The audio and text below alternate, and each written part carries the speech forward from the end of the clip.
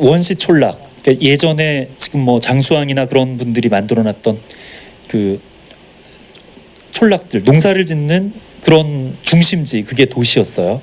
그러다가 이제 왕권이나 귀족의 권한이 강해지면 성곽을 쌓고 시민을 보호하거나 하는 그런 도시로 발달을 하죠. 그러니까 우리가 예를 들면 성곽 도시가 많잖아요. 서울은 도성이라 그러고요. 이제 수원 같은 데 가면 그건 화성의 읍성이라 그러고, 그다음에 저 대구 같은 데는 좀 큰 도시는 부성이라 그랬거든요. 평양 부성, 대구 부성 그렇잖아요. 작은 건 읍성이고. 그게 우리 조선 시대의 도시들이에요. 이렇게 성곽을 중심으로 해서. 그건 조선만 그런 게 아니라 전 세계가 공통적으로 성곽 도시를 가지고 있었거든요. 그런데 산업혁명 이후에 교통이 편해지니까 이제 더 이상 성곽을 가둘 필요 없이 성곽을 뜯어버렸어요. 교통이 모든 걸 지배하는, 물류의 집산지, 경제의 집산지, 이런 것들인데요. 그게 우리가 살고 있던 이제 개방형 도시예요. 그러면 지금 우리가 사는 시대는 개방형 도시에 살고 있잖아요. 분명히. 시흥에 성곽 둘러놓고 안 사시잖아요. 이렇게 자동차만 있으면 다 다니는 그런 세계인데요. 우리나라는 개방 도시를 이미 넘어섰어요. 대한민국은 초개방형 도시예요. 초개방형 도시. 왜 그러느냐면 초개방형 도시는 산업사회 초기 때 만들어졌던 런던 같은 데가 그런 개방 도시 시작들이었어요. 초개방 도시. 지금은 이제 뉴욕 같은 도시가 대표적이거든요. 뉴욕 시민이 하루에 출퇴근하는 거리가 어느 정도 될 것 같으세요? 시간적인 거리가 편도로.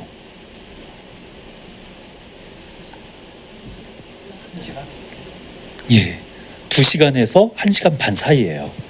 뉴욕 시민이 보통 출퇴근하는 거리가요. 그러니까 우리나라의 범위로 따지면 뉴욕 시민이라고 생각하는, 내가 뉴욕 시민이야라고 하는, 뉴요커라고 하는 정체성을 가진 사람들이 가지는 범위가 서울에서부터 어느 정도 거리까지 있을 것 같으세요?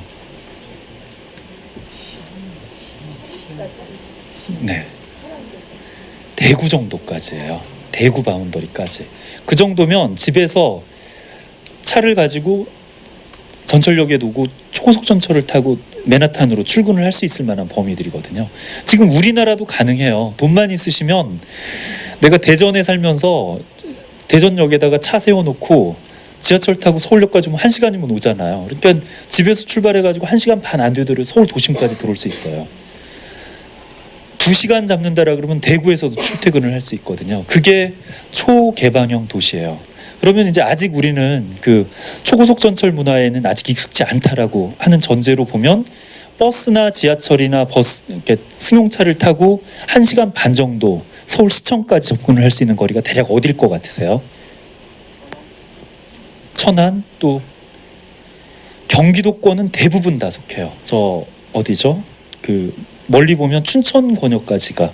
그러니까 지금 우리가 수도권이라 그러면 예전에는 서울을 중심으로 한 경기도의 몇 개 도시, 시흥은 처음부터 수도권이었어요. 근데 지금은 평택에서 천안까지가 수도권이 됐어요. 저쪽 어디죠? 지하철로 통하면 춘천까지가 수도권 권역이거든요. 이게 점점 확대되고 있는 거예요. 우리는 그런 시대에 살고 있어요. 이게 교통과 통신의 발달에 의해 가지고 범위가 그 정도로 넓어진 거예요. 도시라고 하는 범위가. 그러니까 사실은 연천이나 이런 데 귀농해가지고 농사 짓는 분, 수도권 시민인 거예요. 연천 군민이기도 하지만 수도권 시민인 거예요. 큰 이 뭐랄까 정체성이 문제가 별로 없어요. 의사소통에. 그런 식으로 따지면 우리나라 전체를 한번 살펴볼게요. 서울을 중심으로 선을 긋고 대전을 중심으로, 대구를 중심으로, 광주를 중심으로 선을 그어보면 우리나라는 오지가 없는 도시국가예요. 대한민국 전체가. 그러니까 독일 사람이나 예전에 이제 한국 전쟁으로 기억하는 사람들이 이제 없어요, 별로. 독일에 계시는 선생님들이 한국을 연상을 하면 한국은 도시국가예요. 삼성이나 서울 중심으로 해가지고 공업 같은 게 아주 활성화된 도시국가라고 생각을 했다가 몇 년 전에 이제 그 케네백 선생님이라고 제가 아는 베를린 공대에 은퇴하신 선생님이신데요. 이분들은 저 독일도 옛날에 저 징병제가 있던 시절에 군대를 갔다 와야 됐던 세대들이거든요. 그러니까 한국에 대해서 상당히 좀 깊이 아세요. 근데 이분이 처음에 오셔가지고 서천하고 저 순천을 다녀오셨거든요. 그리고 너무 놀라시더라고요. 본인은 한국이라는 나라, 대한민국에 대한민국이라는 나라는 진짜 서울을 중심으로 한 쬐끄만 도시국가라고 생각을 했었대요. 그리고 서구에 알려진 것도 그 정도고요. 그런데 이제 DMZ 쪽을 갔다 오시고 서천 같은 데서부터 순천을 다녀오시더니 한국이 생각보다 큰 나라라고 하는 인식이 있으신 거예요. 그러니까 워낙에 국토 자원이 다양한 거예요. 그리고 생각보다는 본인이 생각하기에 도시국가의 범위를 벗어난다라고 생각을 하셨던 거예요. 그런데 하여튼 도시학이라고 하는 관점에서 보면 우리나라는 다 도시예요. 온 국토가 도시인 시대에 살고 있어요. 그러니까 아무리 농촌에 사셔도 1시간이면 대형마트에 다 도착할 수 있는 거리들에 사세요. 그러니까 장날이라는 게 점점점 유명무실화되는, 그러니까 어느 한쪽으로 자본이 집적되는 그런 사회에 살고 있거든요. 자, 이런 시대예요. 그런데 이제 외국하고 우리나라는 인구가 집중되는 패턴이 조금 달라요. 그러니까 외국은 산업혁명에 의해 가지고 인구가 집중되는 그런 과정을 거쳤거든요. 그런데 우리는 2차 여기 그 말이 있나요? 이게 뒤에 가서 좀 보도록 하겠습니다.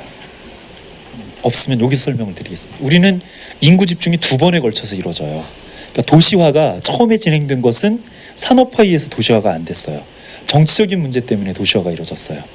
광복이 되고 나고 6.25가 터지고 나니까 농촌 사회가 괴멸해 버린 거예요. 그러니까 소작농대 지주 이런 계층들이 서로 죽고 죽이는 문제가 생겼거든요. 같은 계층 내에서도.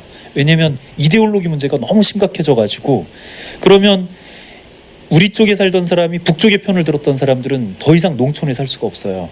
빨갱이라는 오명을 벗을 수가 없거든요. 그러니까 북으로 넘어가야지 됐어요.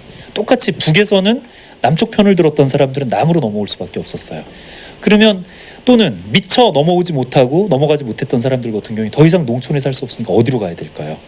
내 이름을 숨길 수 있는 큰 도시로 가야 돼요. 작은 도시가 아니라. 그리고 아예 내 고향하고는 먼 곳으로. 그러니까 서울이나 대구나 부산 같은 도시들이 그래서 커진 거거든요. 산업 기반 없이 커지는 그런 도시를 우리는 가짜 도시라 해서 가도시화라 그래요. 그런데 그때쯤에 쿠데타가 일어났어요.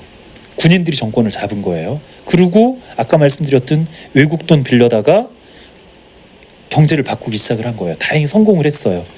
그렇게 돼서 일어난 거가 이제 산업화, 인구 집중, 서구의 도시 패턴하고 같은 패턴이 돼가지고 우리 도시가 안정화되기 시작하거든요.